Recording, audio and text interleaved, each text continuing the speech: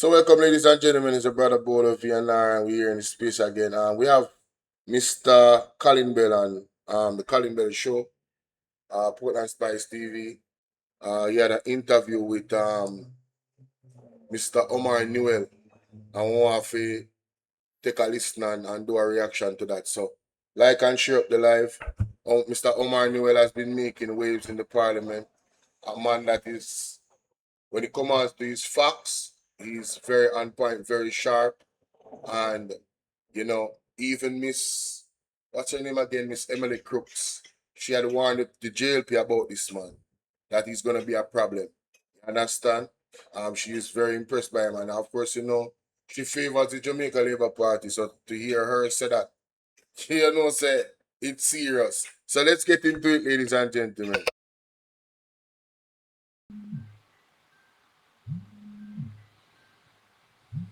Hold on. I don't take calls when I take this one till Omar reach. Hello? Listeners and viewers. All right. So, people, if you're seeing Omar on the screen, don't bother call him. Don't call him while he's on. Now, MP, as it relates to the environment and the Nepa still in the Prime Minister's office, what are the issues that you're having with that? All right. So Nepa is pretty much like a management company that has a number of agencies and bodies that it manages. So the NRCA is one, the Land Use and Development Agency is one, and there are two more. But the NRCA is the one that is most important in terms of the conversation we have. So the NRCA, National Resource Conservation Authority, and the NRCA Act, that's the principal environment legislation in the country, the NRCA. So the first problem with Nepa is that we have a Minister of Environment who the principal Environment Conservation and Protection Act does not reside with him. So it sits in the office of the Prime Minister. That is one. Mm-hmm. The second issue with Nepa is that the government has shown that sometimes they are the chief enabler of environmental. Nepa is that we have a Minister of Environment who the principal Environment Conservation and Protection Act does not reside with him. So it sits in the office of the Prime Minister. That is one. Mm-hmm. So, you hear what I'm saying a while ago, Jamaica? Let me play it again because that is important. Basically, Matthew Samuda does not act in his portfolio. He doesn't have the full. That's what I understand from it. He doesn't have the full control of that ministry. The ministry is being micromanaged. The core authority of the ministry, which would be the law itself, is being micromanaged by the Prime Minister. That's what I understand from it. And that's why he has a problem with it. Wow. Let's listen to that again. Environment legislation in the country, the NRCA. So the first problem with Nepa is that we have a Minister of Environment who the principal Environment Conservation and Protection Act does not reside with him. So it sits in the office of the Prime Minister. That is one. Mm-hmm. The second issue with Nepa is that the government has shown that sometimes they are the chief enabler of environmental degradation. Yeah? Yes. I'll give you an example. Fort Rocky, which is an ecologically sensitive area out in Palisadoes, Port Royal area. Mm-hmm. The Minister of Culture decided they were going to build an entertainment zone in Fort Rocky. Sent in bulldozers, started tearing down sand dunes, etc., which protect the airport, the community of Port Royal, and the city of Kingston in the event there's a storm surge. Mm-hmm. Some people raised alarms, and Nepa went in and stopped the destruction of the ecologically sensitive area. But to date, and this is early last year, might have been the year before, but to date, nothing has been done in terms of remediation.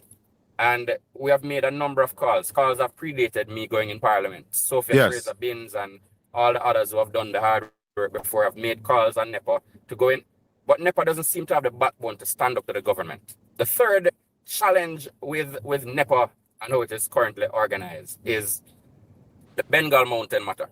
Yes. Where Nepa a developer went in, has owned the land. His father, Mr. Blake's dad, owned the land from, I'm thinking 88 or 89, he would have acquired it. He went in and decided he wants to mine. And what I'm told by residents who have been a part of the process is that the original plan was to mine the mountain down to sea level. And then dig it after down. exploiting. We lost Omar again. Dig down the mountain to sea level. Wow. This my mother when I tell me about. Oh no, I'm not hear that again, Jamaica. Probably me never hear something right. Hold on. The original plan was to mine the mountain down to sea level. And then dig it after down. exploiting. We lost Omar again. Dig down the mountain to sea level. Wow. Hey, somebody. And after them dig it down now, them will build some hotel on it. Like up the video. MP, can you pull out? Can you pull off? Yeah, man, that is a plan. I'm just coming out of this community. Yeah. Yeah. So you're saying they were planning to dig down it to sea level? To sea level, and then and sell lots. So it would pretty much be lots almost across the road from the beach. Yeah. In Runaway Bay area where Bengal Mountain is. If you go on your Google Maps, you can. Yeah, man, I know where Bengal Mountain is. No, I'm more talking to your listeners as well. So anybody who wants to know and to follow where we're speaking of, you just open Google Maps and put in Bengal Mountain, and it will give you an idea of where exactly it is. But that was the plan. Now, Nepa NRCA decided they would not grant the environmental permit based on their EIA because of the sensitivity of the area. The company, Mr. Blake and his company, appealed to the minister. And the minister, was the Prime Minister? Yes, the Prime Minister. And the minister intervened and overturned NEPA's decision without any new scientific basis. Now, I don't believe decisions are always set in stone. I think, for example, if you have new information, you can always change your mind. Yes. You can change a decision. But with no new information, the Prime Minister decided to overturn the decision of NRCA as it relates to Bengal Mountain. So I believe, similar to what obtains in many jurisdictions, that we need an independent body. I think the structure can be similar to what we have for the Integrity Commission or the EOJ. And it should be able to make decisions that are not concerned just about development. I'm not anti-development, and I hope I get a chance to speak about oil afterwards, because of course I see a brother named Garfield Higgins, who my team told me it was beneath me responding to. But since I'm here, I'll respond to him. Yeah. Because he doesn't. Anyway, so my view is, if you have an independent entity that takes into consideration just the science and the ecological sensitivity when making these decisions, then it redounds better for the future of Jamaica and the country that my 11-year-old will become an adult in. The final thing is, the government has said that they're going to appeal the Bengal decision, which is the most hypocritical thing I have ever seen. And the reason it is the most hypocritical thing is, over the weekend, I went through some documents I had from Parliament, and there's one that I didn't get a chance to read, which speaks to Jamaica's policy for ecologically sensitive areas. And in that policy, one of the areas listed is the Bengal Mountain. Is a 2026 document. The Bengal Mountain is listed, and there's a note that says only light. Only light Due space of the area. Go again. Only light what? Only light activity. Are you still seeing me, Colin? Yes, man. Are you still seeing me? Yes, yes. Because I want to pull up a screenshot I did of the page, and I want to read it exactly what it says. It says there are specific restrictions within these ecological sensitive areas, of which Bengal Mountain is one listed, on the types of activities that will be permitted by the regulatory authorities. These restrictions will allow for the conservation of the rich and sensitive ecologies of these areas. In these areas, only low-impact developments such as ecotourism under carefully regulated conditions will be considered. So what this says to me, Colin, is that even something as sensitive as ecotourism, where the eco stands for ecology. Yes. Yeah, even something as sensitive as a form of tourism that takes into consideration the well-being of the environment, it will be strictly regulated in the Bengal Mountain. I don't know how you move from that to, if 2026 your information changed and you had a shift and you put out this policy, I don't know how you move from that to appealing a decision that no mining can take place in the Bengal Mountain. So that means even the carrying capacity for tourism would be monitored closely. Only light activity, and it has to be carefully regulated. So it could mean exactly what you're saying. Ladies and gentlemen, this is why I have to come listen to this, because you see, the government here is a two-month government, White song when Andrea has a place. Don't call me no 2 months. Don't call me no bagga. I clean and up pure, Clean and up pure, So on one end, you have a policy that says there's supposed to be light activity in that area, in the Bengal area. But on the other end, you guys are appealing the Bengal mining. What's up, Pamela? How you doing, darling? Greetings. Pamela, consider becoming a member of the platform. You can do it on that platform here. But no, man. This is unbelievable. What can go so? The government is such a confusing government. They are such con people. Why would you appeal the ruling states that mining, all right, so mining is not a light activity, Mining is a heavy activity. So if you have a policy that states that the mining, that the activity that happens in the Bengal area should be, hi Jennifer, it should be a light activity. And then even the tourism, there's a very detailed policy around that light activity again. So why would you appeal this thing? Yes, this is YouTube, darling. This is YouTube, Pamela. This is YouTube. Super chat can send everything on this side, on this app, on this one right here, sir. You can go live on YouTube from your phone, This is the version. Antonio, what's going on? Let's continue. This is very interesting. No. If you have people who are trained in these areas, study the thing, and the government employ them as the technicians, why did the Prime Minister just go and overrule? The question I want to ask you mentioned the property is owned by Mr. Blake? Yes. Is that the son of the late Vivian Blake? So it was purchased by the late Vivian Blake, is my information. Oh. And the Mr. Blake, who currently owns the property. And I have deliberately tried in Parliament, I guess because I was just reading on it, I mentioned the name. I've tried not to mention the name, not because of any fear. Yeah. But because my argument is one about process and not about the personality.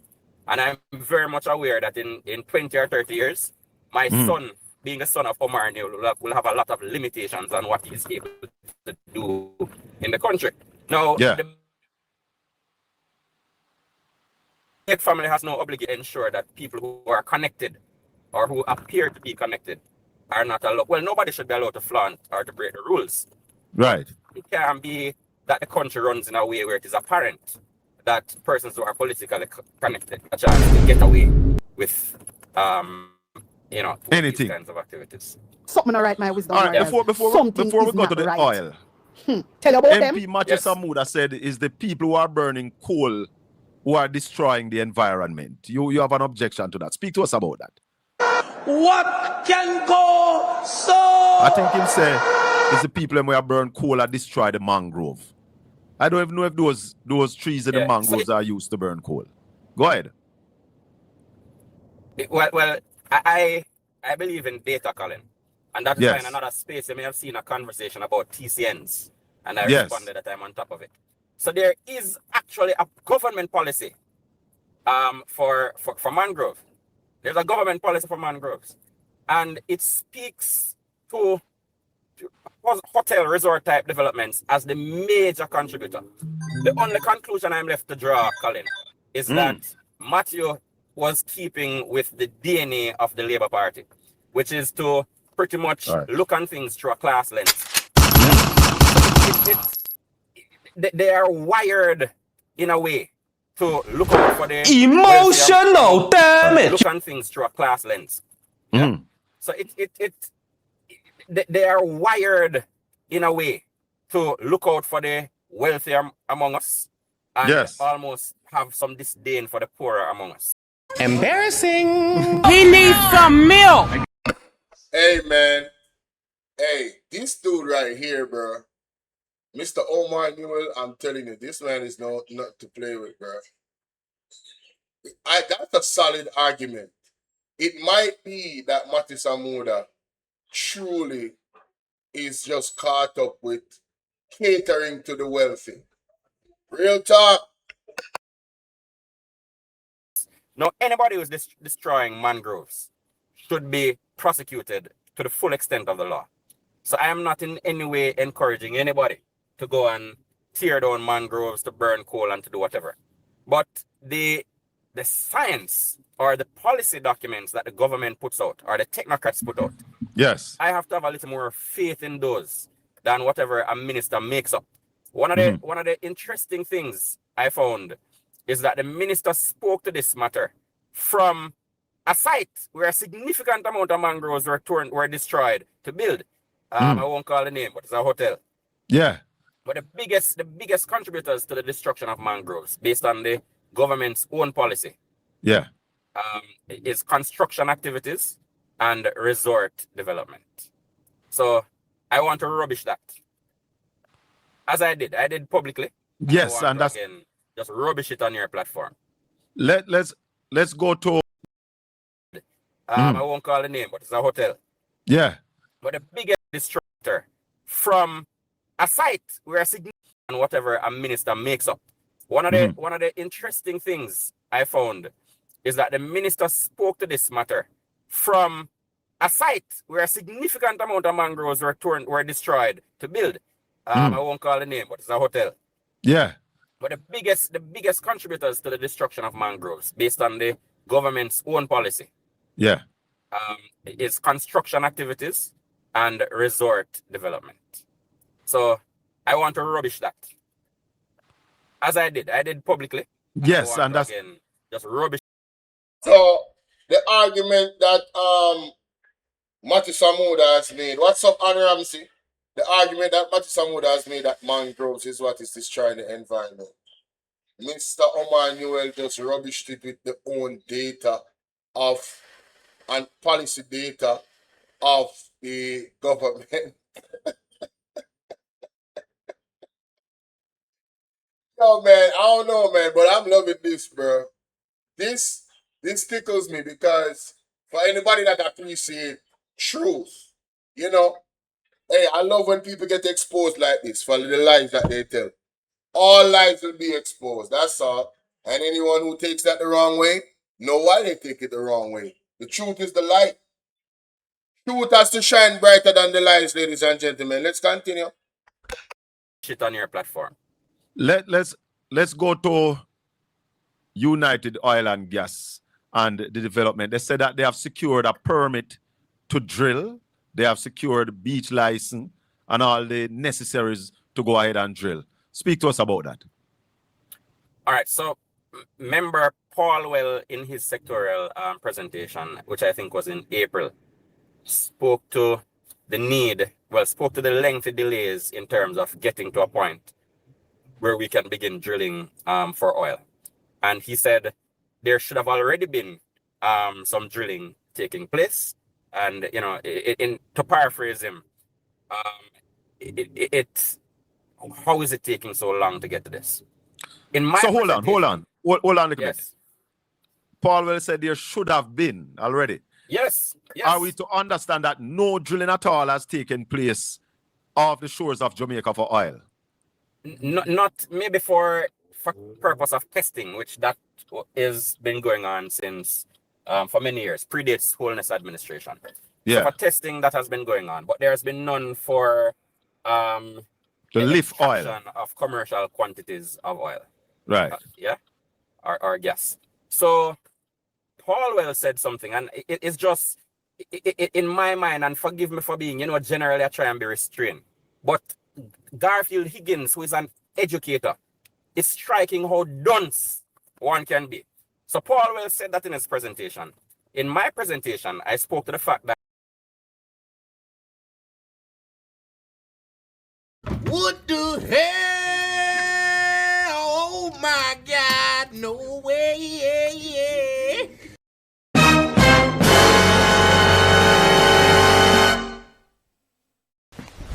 Emotional damage. I'm dead.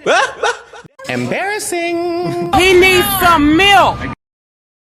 in my mind, and forgive me for being, generally I try and be restrained, but Garfield Higgins, who is an educator, is striking how dunce one can be. So Paul well said that in his presentation. In my presentation, I spoke to the fact, in my mind, and forgive me for being, generally I try and be restrained, but Garfield Higgins, who is an educator, is striking how dunce one can be. So Paul well said that in his presentation. In my presentation, I spoke to the fact that the first thing I said is that I am not opposed to Jamaica taking advantage of any opportunity to extract our resources and to bring wealth to the country. Paraphrasing. Right. I went on to say, though, that it is bothering that the minister who has responsibility for that area has been so vocal and so optimistic, and we have heard nothing at all from the environment minister. So I spoke to the fact that drilling oil requires certain things before you get there. Now, Yes.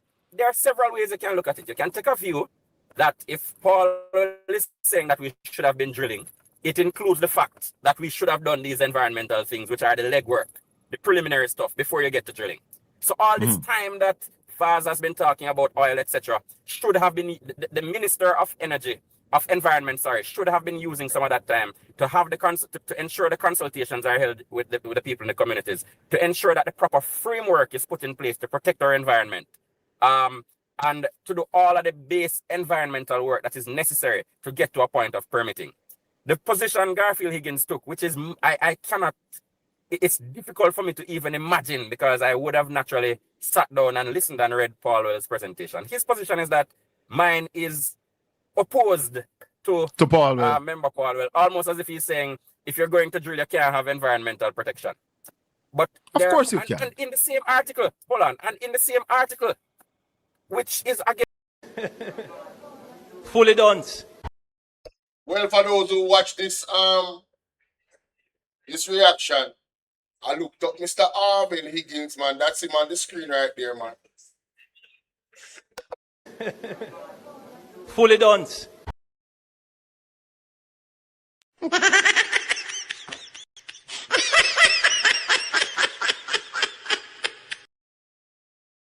in the duncest piece of opinion journalism that I've ever seen. In the same article, he went to mention models where there is oil drilling and where there are strong environmental safeguards in Scandinavian countries. So I again, it's not generally within me to So hold on.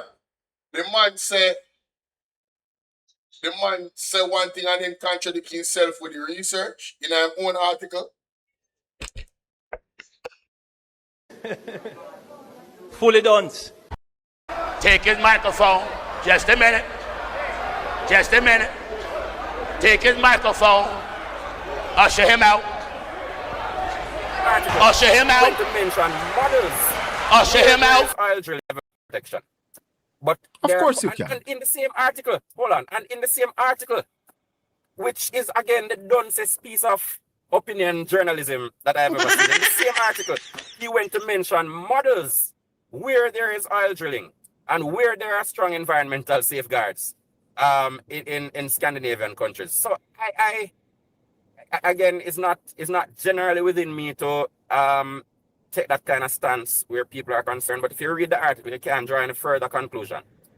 I actually wrote an article to respond to him, shared it with my team, and they said, you know what? If this gains any legs, it means the entire population is at the level of Garfield Higgins, and luckily it did not. But I want to reject dunceness and encourage people to read and to think critically. Of course. So let's move a little bit now from your portfolio as we wrap up this interview. The third country. Jamaica reject dunceness, yeah? So then a PMP said, study and show yourself approved. Right? Jamal, bring back Jamal. Mighty God. Mr. Higgins, get some help. Get some help. You see sometime, you see being partisan, right? Or being biased towards a party is concerned. It will make you turn out in one big gun situation. Yes, you never know. You remember good.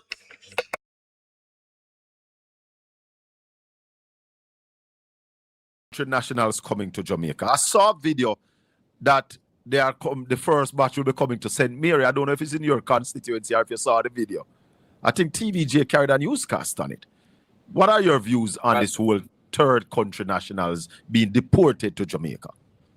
Well, not only did I see the video, but I know very well many of the people who were interviewed in the video. Okay. Even though I claim no responsibility for the video. Is it in your constituency that they are proposing that the first set will be going? So Grandstone straddles both central and western. And the house that was shown in the video, which I have no proof as of yet, that TCNs will be there. That house is in Western St. Mary.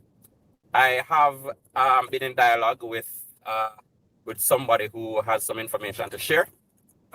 I'm not in a position yet where I can speak to it because Colin, I want to maintain the record of not having to withdraw anything that's beautiful, yes. Right. So I had a conversation before the TVJ report came out. I had a conversation with a former journalist who is now based in the US, who put me on to somebody who has been traveling, and we just haven't been able to have more than a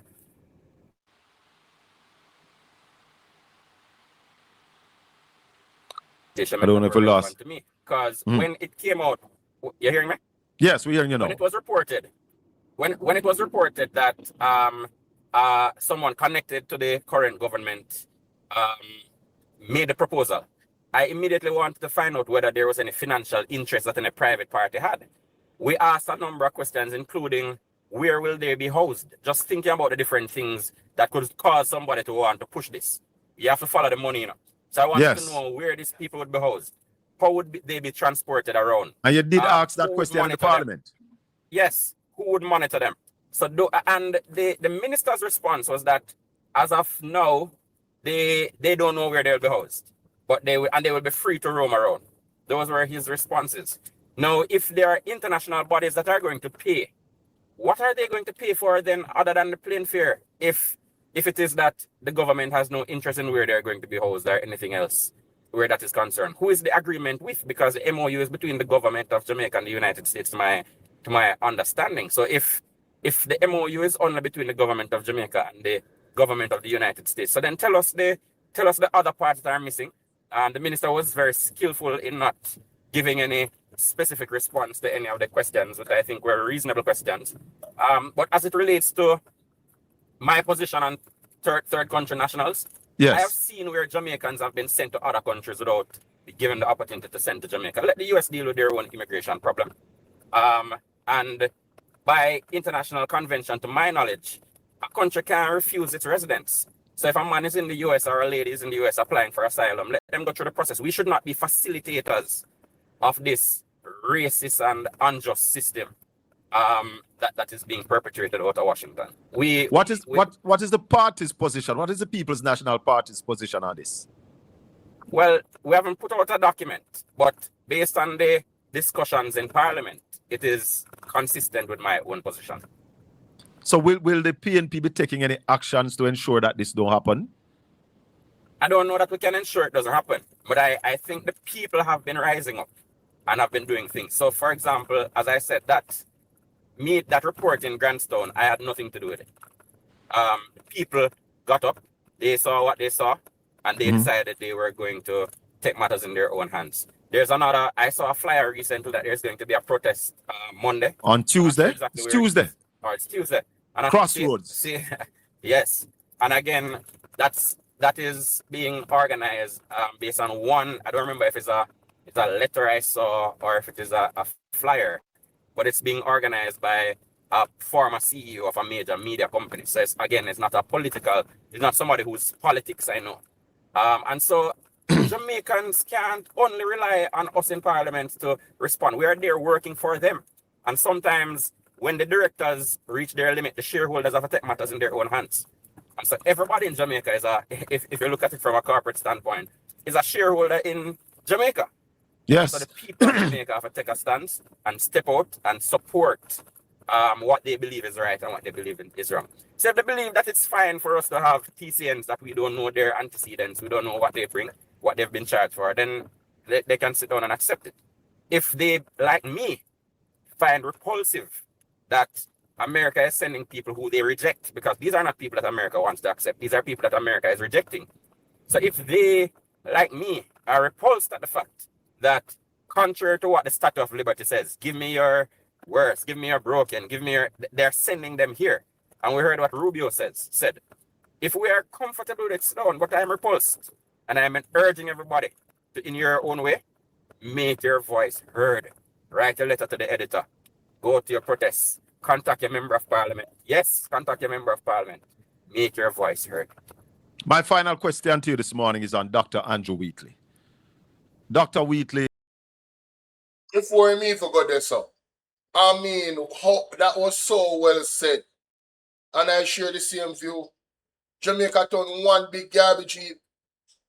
One big garbage heap, ladies and gentlemen. And I think that is disrespectful. And if indeed a minister of government approached the United States of America to do this, I think that they should be charged for treason. I don't know if there's a law for treason in Jamaica, but if there isn't one, we need to make one fast. And there shouldn't be no statute of limitation on treason. You understand? That is treasonous. How disrespectful. How you gonna put down brand Jamaica like that? Huh? Let's continue. Yes. Is recommended to be charged by the Integrity Commission. I hear people calling him for him to step aside. What are your views? I take a different stance. I take a totally different stance. Hold on, before you tell us your stand. I'm surprised.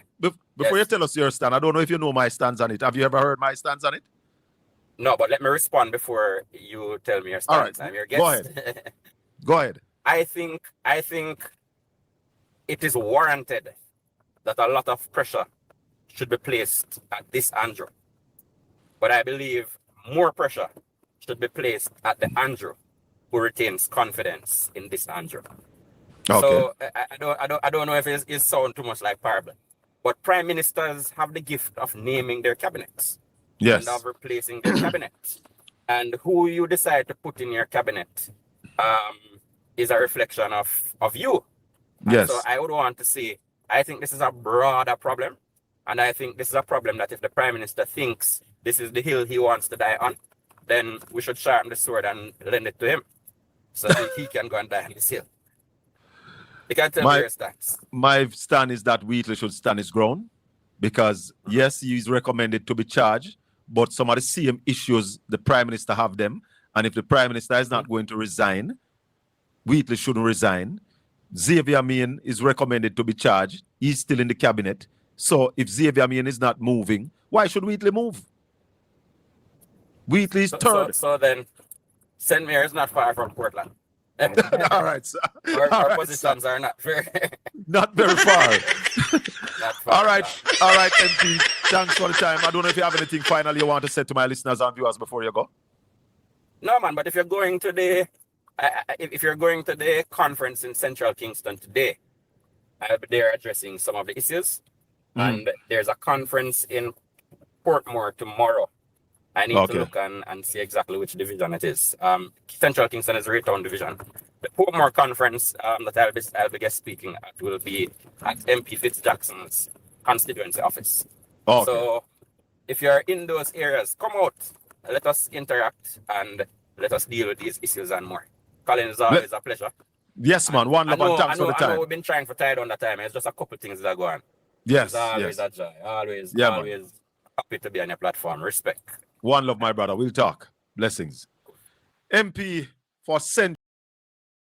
Another excellent interview by Colin Bell, ladies and gentlemen. I literally just listened to the video and reacted to the video. And, you know, honestly, I there's no part of what Mr. Omar Newell said that I disagreed with. No stance, no position that he took that I disagree with. And I would love to hear from you guys in the comment section. So, on the light up the comment section, and remember to like and share, ladies and gentlemen.